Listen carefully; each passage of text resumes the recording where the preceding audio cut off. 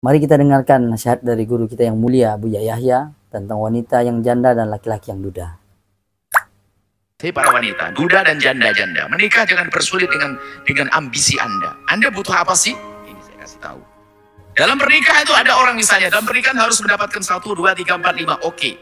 Kalau Anda memerlukan 5, cari 5. Tapi bisa jadi seorang wanita menikah tidak perlu 5. 5 itu misalnya apa? Dia perlu keturunan, perlu nafkah, perlu status, perlu. Oke, 5. Tapi bisa jadi seorang wanita tidak perlu 5 ini. Saya nafkah, saya punya duit banyak, anak sudah punya. Dan saya tidak perlu ini, saya hanya perlu yang 1 ini saja. Oke, 1. Untuk mempermudah maksudnya, jangan sampai masuk haram. Yang penting intinya takut zina, takut haram. Allah. Pintu halal akan kebuka. Tapi kalau orang sudah nyicipi yang haram, pintu halal sempit dibuka. Allah. Semoga Allah menjauhkan kita dari haram. Amin. Amin. Allah buka pintu halal. Amin.